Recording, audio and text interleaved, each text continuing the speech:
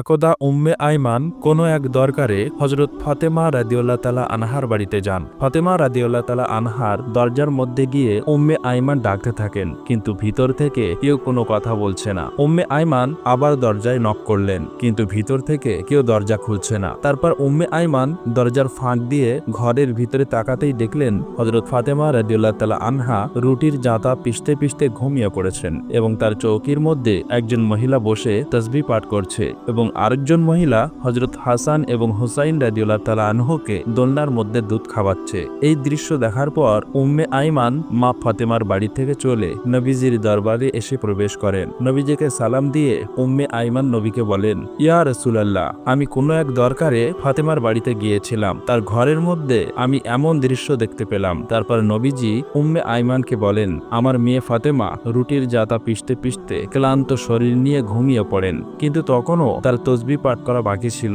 তাই আমার আল্লাহ রাব্বুল আলামিন হযরত ফাতেমা রাদিয়াল্লাহু তাআলা আনহার ঘরে দুইজন ফেরেশতা পাঠিয়ে দেন। একজন ফেরেশতা ফাতেমার অসমাপ্ত তসবিহ পাঠগুলো করছে এবং আরেকজন ফেরেশতা হযরত হাসান এবং হুসাইন রাদিয়াল্লাহু তাআলা আনহুকে দোলনার মধ্যে ঘুম পাড়াচ্ছে। তুমি যে দুজন মহিলাকে দেখছো তারা কোনো মহিলা নন, তারা আল্লাহ রাব্বুল আলামিনের পাঠানো ফেরেশতা। তখন উম্মে আইমান এই কথা শুনে আল্লাহু আকবার বলে নবীজির দরবার থেকে বের হয়ে পড়েন। তার কিছুদিন পর বিশ্বনবী হযরত ফাতেমা রাদিয়াল্লাহু তাআলা আনহার বাড়িতে গেলেন। ফাতেমাকে দেখার জন্য নবী যখন ফাতেমার ঘরের মধ্যে প্রবেশ করলেন তখন ফাতেমার মুখটা অনেক মলিন দেখাচ্ছিল।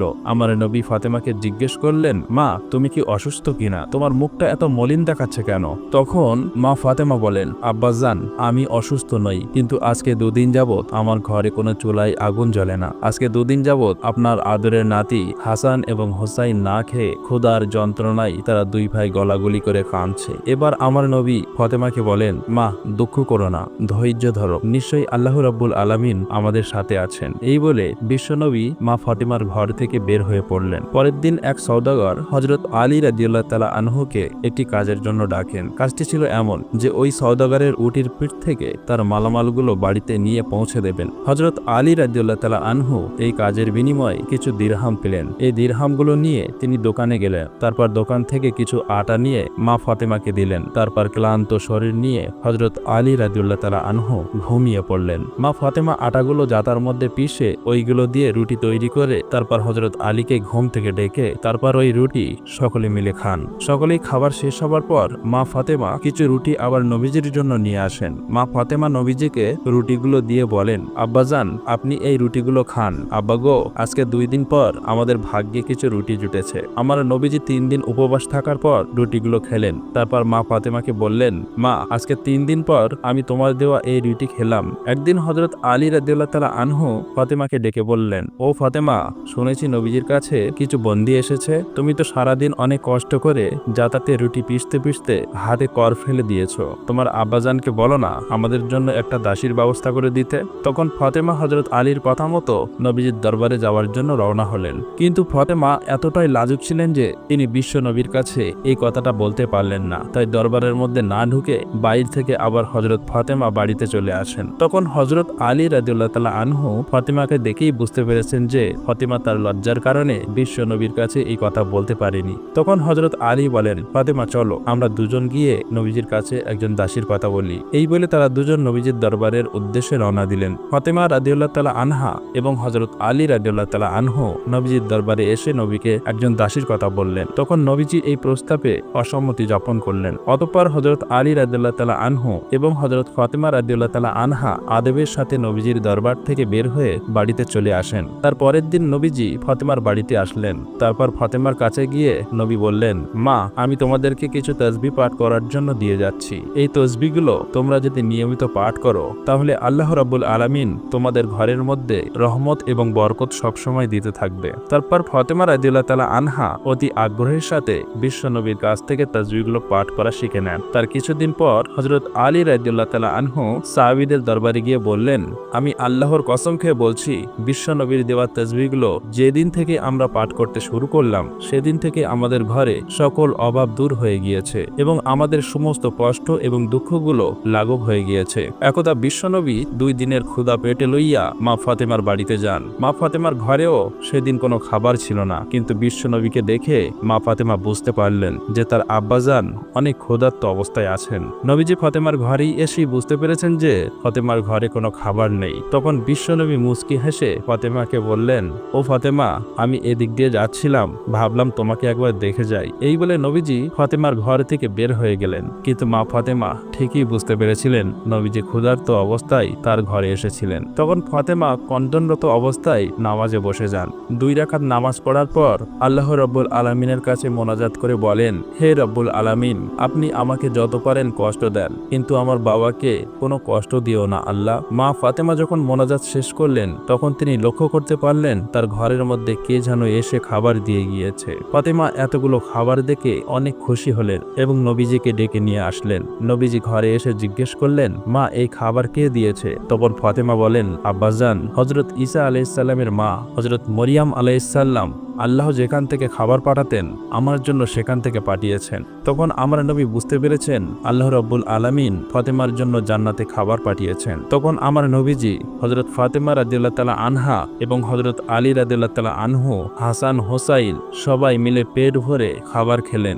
এত সুস্বাদু খাবার খেয়ে মা ফাতেমা রাদিয়াল্লাহু তাআলা আনহা আল্লাহ রাব্বুল আলামিনের দরবারে শুকরিয়া আদায় করলেন। ফাতেমা লক্ষ্য করলেন তাদের সবার খাবার শেষেও অনেক খাবার অবশিষ্ট রয়ে গিয়েছে। তখন ফাতেমা পাড়া প্রতিবেশীকে ডেকে সমস্ত খাবারগুলো তাদের সবাইকে দিয়ে দিলেন। পাড়া প্রতিবেশীরা এত সুস্বাদু খাবার খেয়ে মা ফাতেমার প্রশংসা করতে লাগলেন। একদা হযরত আবু বকর রাদিয়াল্লাহু তাআলা আনহু এবং হযরত ওমর রাদিয়াল্লাহু তাআলা আনহু 3 দিন ধরে কোথাও নবীজিকে খুঁজে পাচ্ছিল না। অবশেষে হযরত আবু বকর রাদিয়াল্লাহু তাআলা আনহু এবং হযরত ওমর মুনাফিকদের কাছে গেলেন। মুনাফিকদের কাছে গিয়ে হযরত ওমর তলোয়ার তাক করে বললেন, হে মুনাফিকের বাচ্চারা, আমার নবীকে কোথাও খুঁজে পাওয়া যাচ্ছে না। তোরা বল আমার নবীজি কোথায় আছে, না হলে সবগুলোকে আজকে আমি কতল করে ফেলবো। তখন মুনাফিকরা বলতে লাগলো, হে ওমর, বিশ্বাস করো, আমরা কোথাও তোমার নবীকে দেখিনি। তখন হযরত আবু বকর রাদিয়াল্লাহু তাআলা আনহু ওমরকে বললেন, ওমর চলো আমরা সামনের রাস্তাটায় যাইয়া দেখি, যেখানে কিছু রাখালরা থাকে তাদেরকে জিজ্ঞেস করলে হয়তোবা দয়ার নবীর খোঁজ পাওয়া যেতে পারে। অতঃপর তারা দুজন মিলে সামনের দিকে হাঁটা শুরু করলো। কিছু দূর যাবার পর তারা কিছুটা রাখালকে দেখতে পেল। হযরত ওমর রাদিয়াল্লাহু তাআলা আনহু রাখালকে জিজ্ঞেস করলেন, তোমরা এদিক দিয়ে আমাদের বিশ্ব নবীকে যাইতে দেখেছো? তখন রাখালদের পক্ষ থেকে একজন রাখাল বললেন, আজকে 3 দিন যাবত পাশের গুহায় একজন লোক কান্না করে চলেছে। তার কান্নার জন্য আমাদের পশুগুলো আজকে 3 দিন যাবত কোনো গাছ পানি খাচ্ছে না। দুগ্ধপায়ী পশুর বাচ্চারা দুধে মুখ লাগাচ্ছে না। মনে হচ্ছে আমাদের পশুগুলোও যেন 3 দিন ধরে কান্না করছে। ভাই, তোমরা তোমাদের লোককে নিয়ে যাও, তাহলে হয়তোবা আমাদের পশুগুলো আবার আগের মতো খাবার খাওয়া শুরু করবে। এবার হযরত আবু বকর রাদিয়াল্লাহু তাআলা আনহু হযরত ওমরকে বলেন, ওমর, যার কান্না শুনে পশু পাখিরা পর্যন্ত খাওয়া দাওয়া ছেড়ে দিয়েছে সে আর কেউ হবে না, তিনি আমাদের নবী হযরত মুহাম্মদ সাল্লাল্লাহু আলাইহি সাল্লামই হবে। তখন হযরত আবু বকর নবীর খোঁজে গুহার দিকে চললেন। আবু বকর এবং হযরত ওমর রাদিয়াল্লাহু তাআলা আনহু গুহার মধ্যে গিয়ে দেখলেন আমাদের নবী সিজদায় পড়ে উম্মতি উম্মতি বলে কান্না করছে। এবার হযরত ওমর রাদিয়াল্লাহু তাআলা আনহু নবীকে উদ্দেশ্য করে বললেন, ইয়া রাসূলুল্লাহ, আমরা আজকে 3 দিন যাবত আপনাকে খুঁজতে খুঁজতে হয়রান হয়ে গিয়েছি। নবী গো, আপনি এখানে উম্মতের জন্য কান্না করছেন, আমরা তো আপনার খোঁজে পাগল হয়ে গিয়েছি। ইয়া রাসূলুল্লাহ, আপনি উঠুন, আমরা আপনাকে নিতে এসেছি। কিন্তু নবী সিজদা থেকে মাথা ওঠান না। তারপর হযরত আবু বকর রাদিয়াল্লাহু তাআলা আনহু বিশ্ব নবীকে বললেন, ইয়া রাসূলুল্লাহ, আপনি উম্মতের জন্য এত কান্না করতেছেন, হুজুর আপনি মাথা ওঠান। আমি আবু বকর তামাম জিন্দেগীর ইবাদতগুলো আপনার উম্মতের জন্য বক্সে দিলাম, তারপরেও আমার নবী মাথা ওঠান না। তারপর হযরত আবু বকর এবং হযরত ওমর রাদিয়াল্লাহু তাআলা আনহু বাড়ির দিকে আসলেন। পথে হযরত আলী রাদিয়াল্লাহু তাআলা আনহুর সাথে সাক্ষাৎ হয়। তারপর হযরত আলীকে আবু বকর ও হযরত ওমর বিস্তারিত সবকিছু বলেন। তারপর হযরত আলী বাড়িতে গিয়ে মা ফাতেমা এবং হাসান হোসাইনকে নিয়ে নবীজির গুহার মধ্যে চলে আসেন। এবার হযরত ফাতেমা আমার নবীকে লক্ষ্য করে বললেন, আব্বাজান, আপনি কেমনে পারলেন আজকে 3 দিন যাবত আমাদেরকে ভুলে থাকতে? আমরা আপনাকে সমস্ত জায়গায় খুঁজে খুঁজে হয়রান হয়ে গিয়েছি। আপনার নাতি হাসান এবং হোসাইন কান্না করছে। আব্বাজান, আপনি উঠুন, আমরা আপনাকে নিতে এসেছি। তারপরেও আমার নবীজি মাথা ওঠায় না। এবার হযরত ফাতেমা রাদিয়াল্লাহু তাআলা আনহা আমার নবীকে বললেন, ইয়া রাসূলুল্লাহ, আমি ফাতেমা কথা দিচ্ছি আমার আদরের হাসান এবং হোসাইনকে আপনার উম্মতের জন্য কুরবানি করে দিলাম। এবার আমার আল্লাহ হযরত জিবরাইল আলাইহিস সালামকে ডেকে বললেন, হে জিবরাইল, তুমি এক্ষুনি যাও, গিয়ে আমার বন্ধুকে মাথা ওঠাতে বলো এবং কান্না বন্ধ করতে বলো। জিবরাইল, আমার বন্ধুকে জানিয়ে দাও আমি আল্লাহ আল্লাহ কথা দিচ্ছি, আমার বন্ধুকে না জিজ্ঞেস করে আমার বন্ধুর একটা উম্মতকে আমি জাহান্নামে দেব না। অতঃপর জিবরাইল আলাইহিসসালাম আল্লাহর নবীর কাছে এসে আল্লাহ রাব্বুল আলামিনের কথাগুলো নবীকে শুনিয়ে দিলেন। আমার নবী তারপর সিজদা থেকে মাথা ওঠান। এমনিভাবে আরেকদিনের ঘটনা, কোনো এক ঈদের দিন সকালে হযরত হাসান এবং হোসাইন রাদিয়াল্লাহু তাআলা আনহু মা ফাতেমা রাদিয়াল্লাহু তাআলা আনহার ঘরে এসে বললেন, আম্মাজান, আজকে ঈদের দিন, সকল ছেলে মেয়েরা নতুন জামা কাপড় পরছে, আমাদের জামা কাপড় কোথায়? তারপর মা ফাতেমা অপরাগ হয়ে হাসান এবং হোসাইনকে বললেন, বাবারা, তোমরা গোসল করে এসো, তোমাদের নতুন জামা দর্জির দোকানে তৈরি হচ্ছে। এই কথা শুনে হযরত হাসান এবং হোসাইন রাদিয়াল্লাহু তাআলা আনহু খুশিতে দুই ভাই গোসল করতে গেলেন। এবার মা ফাতেমা নামাজে দাঁড়িয়ে গেলেন। 2 রাকাত নামাজ পড়ে আল্লাহ রাব্বুল আলামিনের কাছে মোনাজাত তুললেন, হে পরওয়ারদিগার মাওলা, মাবুদ, আমি আমার সন্তানদেরকে সান্ত্বনা দিয়ে বলেছি যে তারা গোসল করে আসলে তাদের নতুন জামা দেব, কিন্তু আমার নতুন জামা দেওয়ার কোনো সামর্থ্য নেই। ইয়া রাব্বুল আলামিন, তারা যদি গোসল করে এসে নতুন জামা না পায় তাহলে তারা বলবে নবীর মেয়ে হয়ে আমি মিথ্যা কথা বলেছি। আল্লাহ, আমি এখন কি করব?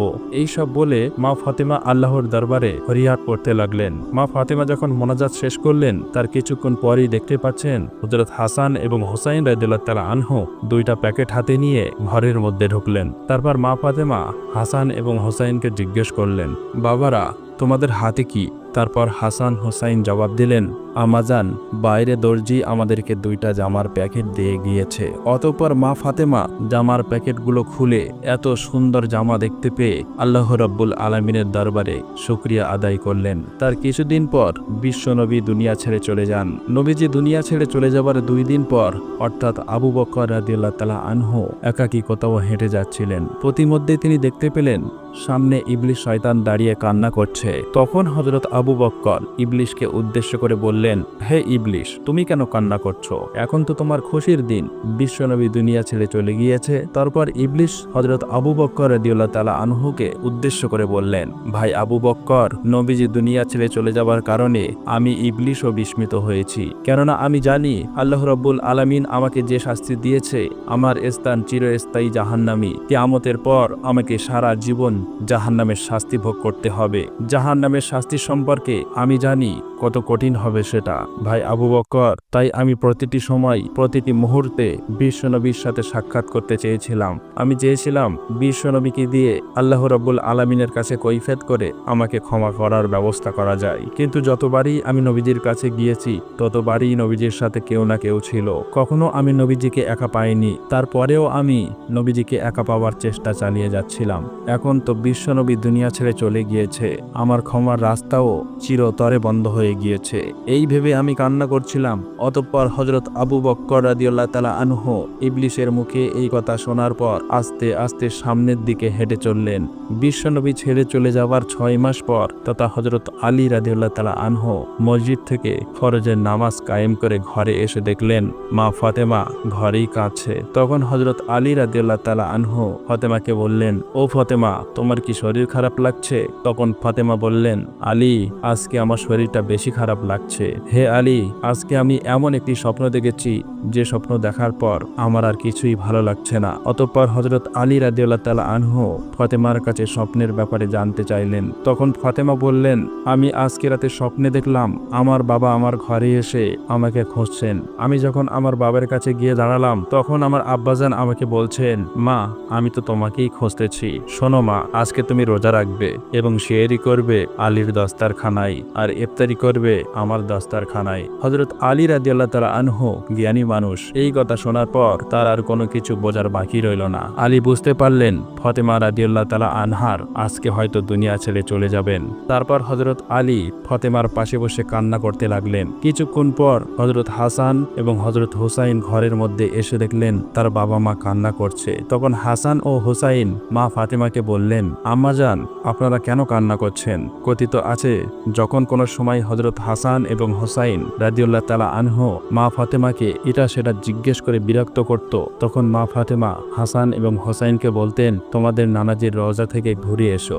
আজও মা ফাতেমা হাসান এবং হোসাইনকে বললেন, বাবারা, তোমাদের নানাজির রওজা থেকে ঘুরে এসো। মায়ের মুখে এমন কথা শুনে হযরত হাসান এবং হোসাইন রাদিয়াল্লাহু তাআলা আনহু আমার নবীজির রওজার কাছে চলে যান। হাসান এবং হোসাইনকে দেখতে পেয়ে আমার নবীজি বলেন, হাসান, হোসাইন, তোমরা আজকে এখানে কেন এসেছো?